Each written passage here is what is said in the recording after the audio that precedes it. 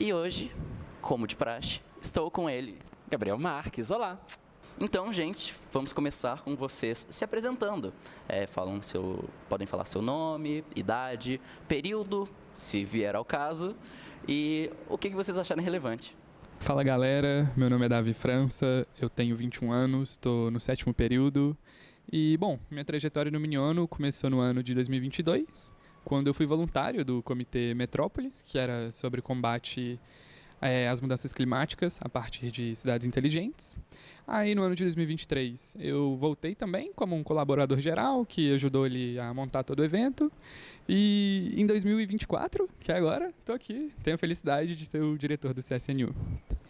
Bom, oi, eu sou a Gabriela Barbosa, eu tenho 21 anos, eu tô em todos os períodos, mas a gente fala que a gente está ali 5º e 7º, por aí.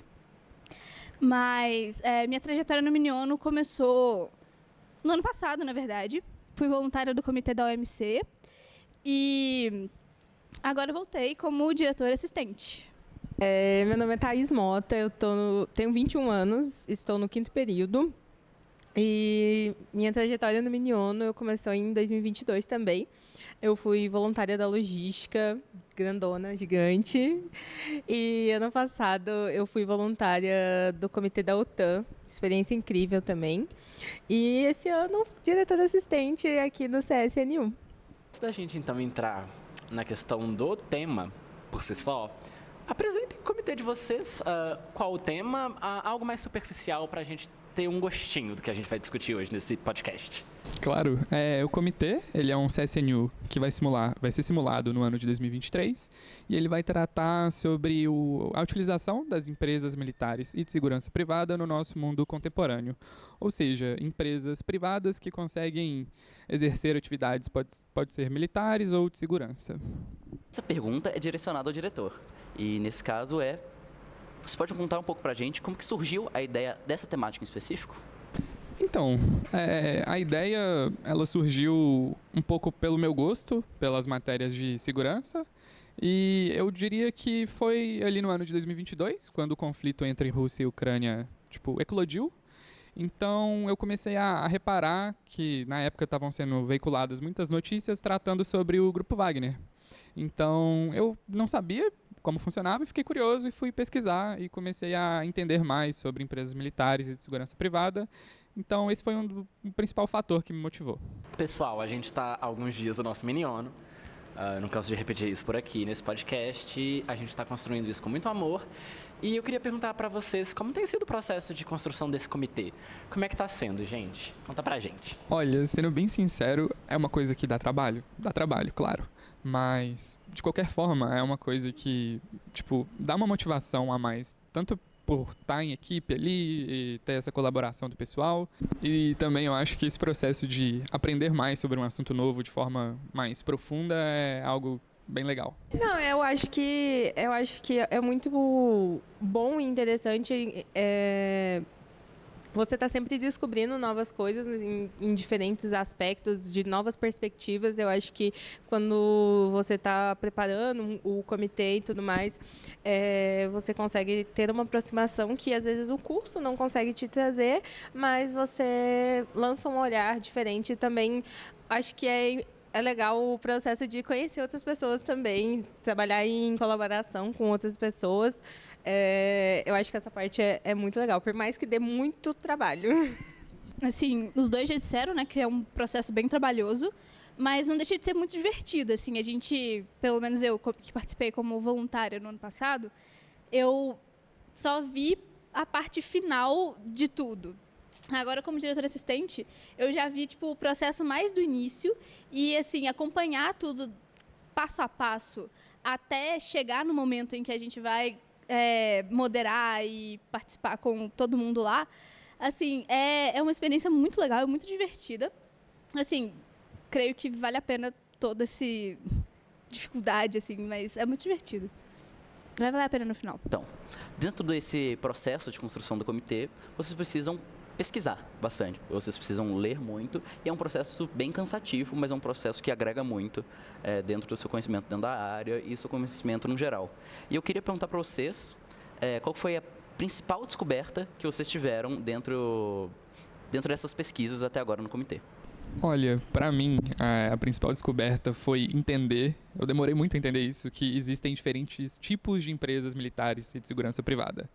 Então, é uma coisa que foi muito importante ter entendido e aprendido, que no caso essa diferenciação é de forma mais simples, claro, mas essas empresas podem ser divididas em 2 tipos. Aquelas empresas maiores, que preferem ter mais transparência nas suas negociações e interações com o público.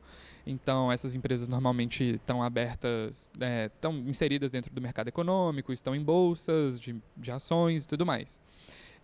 Essas empresas sempre vão buscar por uma maior transparência, porque isso pode gerar maiores contratos a elas pelos governos e por assim vai. E também existem as empresas que não têm tanta transparência e elas preferem isso exatamente por operar na margem da lei ou até fora da lei. Então, é uma coisa que eu achei muito interessante de ter aprendido. Assim, eu achei muito legal que parece que eu não sabia que as empresas elas estavam em tantos lugares. São muitas empresas e elas estão, tipo, espalhadas pelo mundo inteiro. E a gente, às vezes, pensa que, não, só vai ter empresa militar envolvida em conflitos, tipo, grandes conflitos, grandes... sei lá, por exemplo, nessa guerra Rússia e Ucrânia. Mas não, elas estão em todos os lugares e, às vezes, em operações pequenas. Tipo assim, vou fazer uma escolta de uma carga. E eu achei isso muito... Assim, fiquei muito surpresa, porque eu não imaginava que tinha em tanto lugar assim, empresa militar. Que a gente ouve falar, a gente pensa logo no pior dos cenários e etc. Mas não, elas estão, assim, perto da gente, relativamente. E eu acho que, até complementando mesmo o que a Gabi acabou de falar, que é também a dependência que alguns países têm da atuação dessas empresas. Algumas dessas empresas realmente exercem uma atividade muito grande, assim, eu não sei, eu tenho a impressão que no Brasil a gente não tem essa visão, assim, talvez não tenha essa mesma ação das empresas, mas tem alguns países que têm uma dependência da atividade delas em diferentes âmbitos e de uma forma bem abrasiva? Abrangente? Abrangente, desculpa. E já que é algo interessante que descobri, a capital do Equador é Quito. Eu achei isso muito interessante. Pessoal, assim, eu sei que, novamente, o que vocês estão fazendo não é tarefa fácil. Que nenhum dos comitês aqui nesse Minion está fazendo é fácil, gente. A gente está realmente dando sangue, suor e lágrimas para construir isso aqui. E está valendo muito a pena. Mas...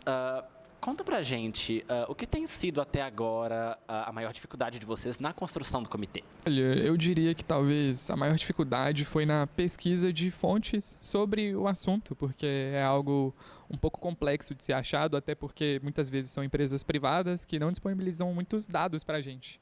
Então eu diria que a parte mais complexa foi realmente procurar e achar esses dados, mas a gente deu um jeito e conseguiu. Qual vocês acham que vão ser os principais temas, os principais tópicos levantados durante os dias de simulação? Os principais tópicos, né, que eu acho que serão abordados é o tópico que está relacionado à economia, por essas empresas gerarem economia para os estados, para quem emprega elas e numa questão geral. Também uma coisa muito importante é os direitos humanos, que com certeza vai ser um tópico extremamente abordado pela sua importância. E, por fim, a legislação vigente, atual, que não é lá muito forte e precisa, com certeza, ser desenvolvida mais. Então, tenho certeza que todas essas questões vão ser abordadas. E eu acho também que junto, né, com os direitos humanos vai com certeza entrar a questão das mulheres dentro dessa dinâmica, dentro dessa perspectiva, porque com certeza, claramente, a vivência das mulheres em uma determinada situação de conflito e tudo mais é diferente, então sempre os direitos humanos já é algo massivo e tem que ser super abordado.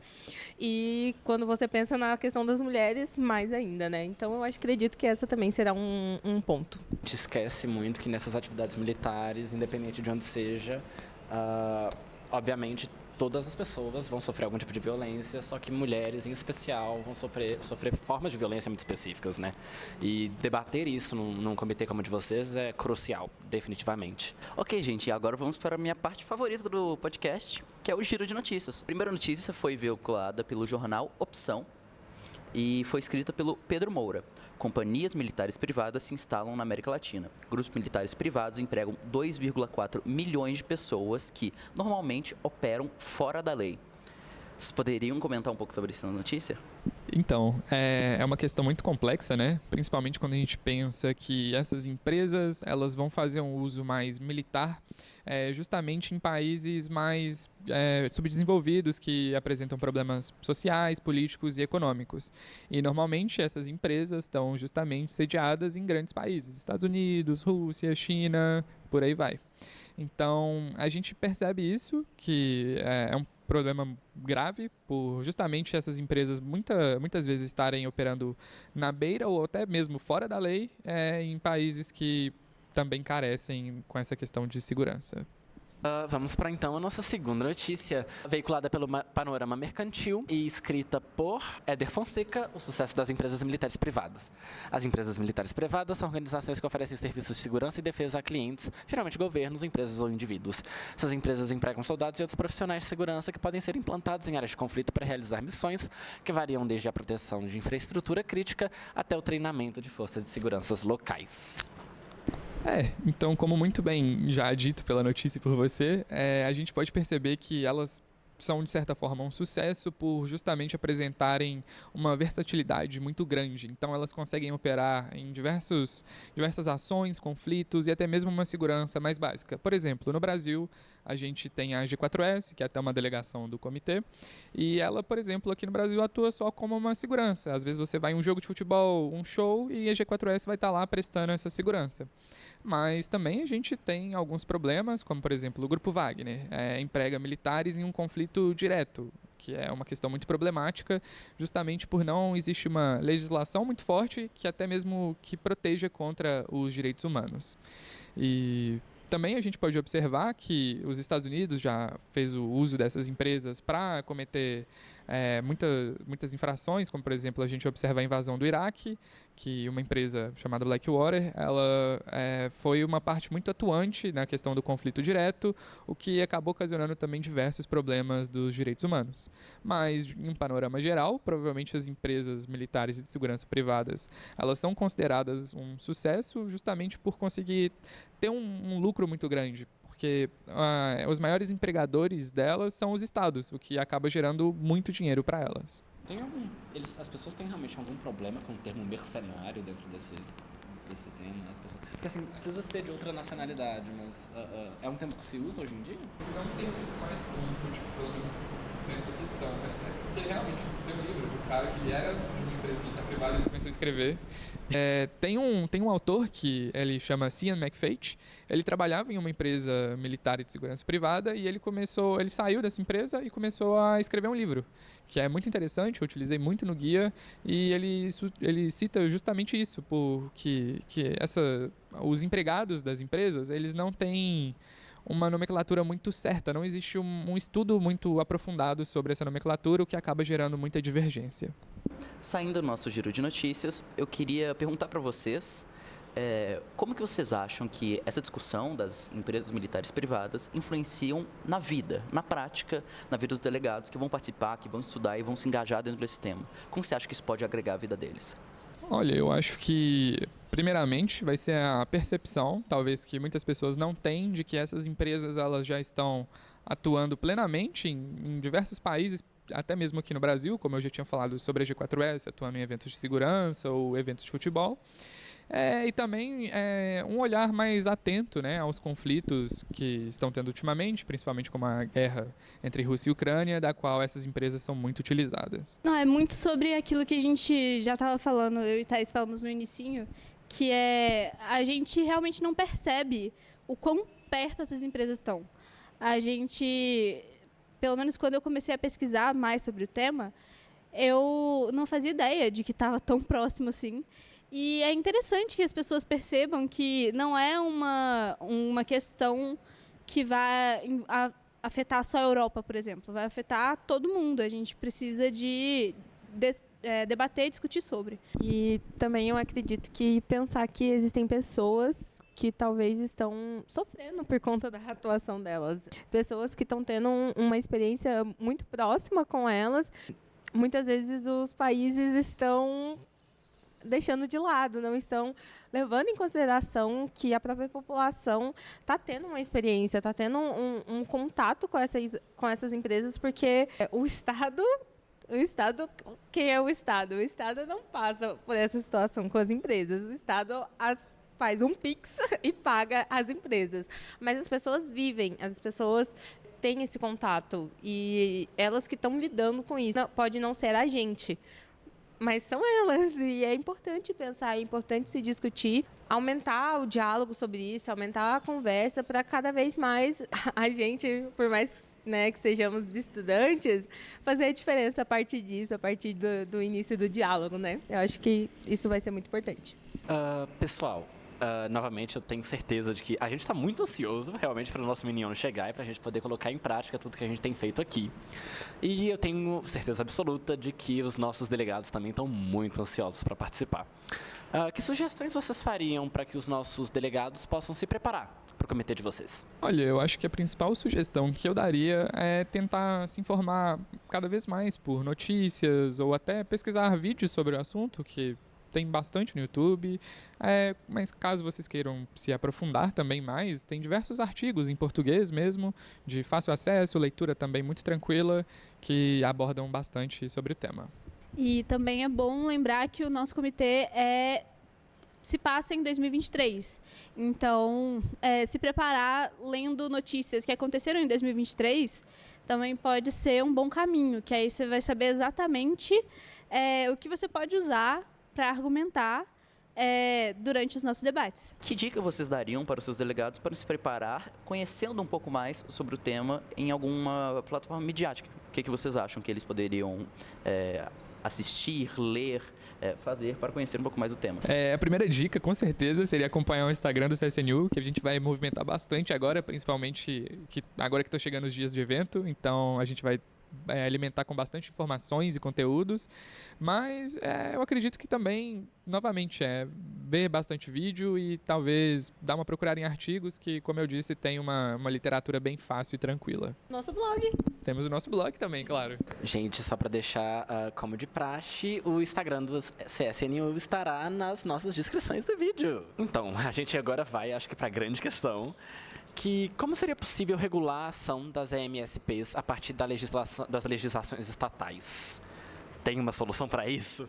Então, é uma ótima pergunta e é muito complexo justamente por essa regulação ser muito fraca, e os dois principais marcos regulatórios dessas empresas seriam o documento de Montreal, feito em 2008, e o ICOC, que é o Código de Conduta, que também é bem recente, mas ambos têm a característica de não serem vinculativos, ou seja, isso quer dizer que mesmo que os países acabem ferindo algum direito, eles não necessariamente vão ter a obrigatoriedade de responder isso.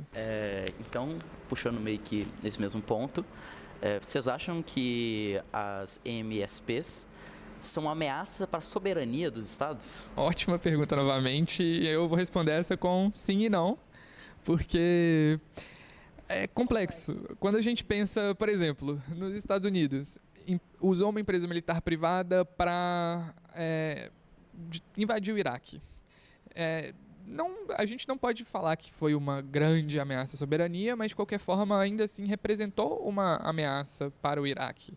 Então a gente pode perceber isso, e também já tiveram casos de empresas militares contratadas para fazer atentados a presidentes, por exemplo.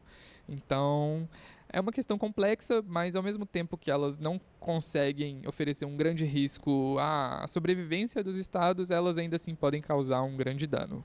Pessoal, dando uma descontraída agora, né? Porque afinal é um tema complexo e de certa forma um pouco pesado também. Conta pra gente, falem pra gente uma experiência memorável dos dias de simulação no Miniono. Algo que foi engraçado ou que realmente deixou uma marca pra vocês? Bom, a minha situação, assim, muito marcante marcante, me marcou muito no ano. Não foi um negócio engraçado, mas foi mais aquecer o coração.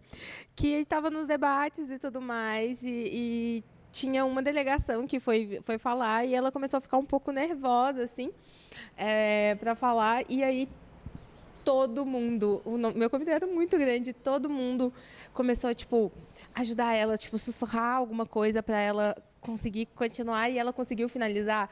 Na hora que ela acabou o discurso dela, todo mundo aplaudiu. E, tipo assim, às vezes nem concordava, eram delegações contrárias, mas aplaudiu para dar um suporte. Aquilo, ai, marcou meu coração. Tipo assim, aqueceu muito, foi muito marcante. Olha, eu acho que pegando esse lado emocional também que a Thaís acabou de falar, eu diria que foi quando eu fui voluntário e, assim, naquele encerramento que tava todo mundo falando, eu fui falar, eu comecei a me engasgar, comecei a chorar, e aí, tipo, tanto a galera do meu comitê quanto os delegados me deram, tipo, maior apoio pra conseguir terminar minha fala, e foi um negócio que me marcou muito. Bom, eu pegando mais, assim, pro outro lado, não tão sentimental assim, eu tava num comitê de auditório. Comitê de auditório tem microfone. Era o último dia de Miniona, a gente estava, assim, demos tchau para os delegados, estava todo mundo emotivo e tal. Colocamos karaokê no nosso auditório. Aí, tava todo mundo cantando a Adele junto, tipo, gritando no microfone. A gente só recebe uma mensagem da Nadir no grupo, falando: OMC, o jardim inteiro está ouvindo a Adele, vocês podem abaixar o som, por favor? Assim, foi uma ótima lembrança, foi muito divertido e, assim, saudades, inclusive, da MC. Foi muito bom. Então agora nós vamos para minha parte favorita desse podcast, minha gente. Então vamos pro nosso ping-pong, bate-bola, jogo rápido. Eu falo, vocês respondem a primeira coisa que vier na cabeça de vocês. Um livro? Não veio. Não veio. É o primeiro, vambora. Percy Jackson, qualquer um deles. Os Mercenários Modernos, de Sam McFate. Tartarugas até lá embaixo. Um filme que te marcou? Moana, não vou falar mais. Interestelar. Assisti esses dias, doideira. Tenet. Bom filme. Um lugar que gostaria de visitar. Tantos, sei lá, Tailândia. Islândia.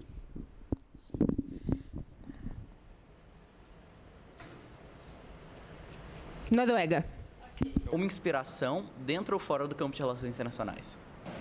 Ai, meu Deus. Vou falar da Roberta, doutora Roberta Cerqueira. É isso aí.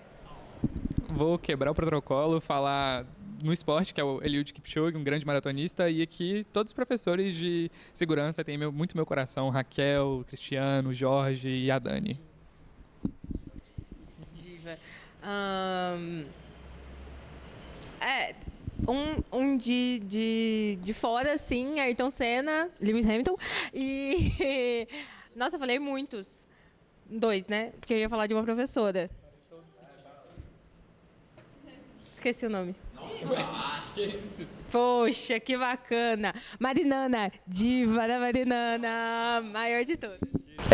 E por fim, enquanto que outubro não chega, eu queria que vocês mandassem uma mensagem do coração para os delegados. Bom, eu, assim, tô muito ansiosa para conhecer eles. Eu fico, sei lá, eu tô muito animada. Toda vez que a gente vê que passou mais um dia, que falta menos tempo ainda para chegar a outubro, eu fico mais ansiosa ainda. Eu espero que eles estejam tão animados quanto eu tô. E, assim, se hidratem, venham para cá felizes e a gente vai ter um ótimo comitê, vai ser muito divertido. É isso, acho que é bastante o que a Gabi falou. Eu acho que como diretor eu diria para vocês lerem os materiais que a gente produziu, como o guia de estudos e os dossiês, mas como Davi eu diria para vocês também virem aqui, se divertirem, aprenderem, e é isso, acho que é um ganho mútuo entre nós, a mesa e vocês, é um grande aprendizado. É isso, eu estou muito ansiosa para conhecer todos os delegados, ver cada um deles. Espero de coração que eles venham de coração aberto para aproveitar cada momento, conhecer cada pessoa, aprender e se divertir com os momentos de debate. É um tema muito importante, mas eu tenho certeza que eles trarão uma visão muito especial para a gente, mesmo dentro de uma discussão tão importante, às vezes pesada. tomem água, realmente. Tomem água, tomem muita água. E é isso, eu tô muito ansiosa e espero vê-los em breve. Gente, Davi, Thaís, Gabriela, muito obrigado pela presença de vocês aqui. Foi incrível debater esse tema que é tão complexo com vocês. E obrigado também a você que escutou a gente até aqui. Eu sou o Gabriel Marques e vejo vocês no próximo Café com Foca. Tchau, tchau! Tchau, tchau.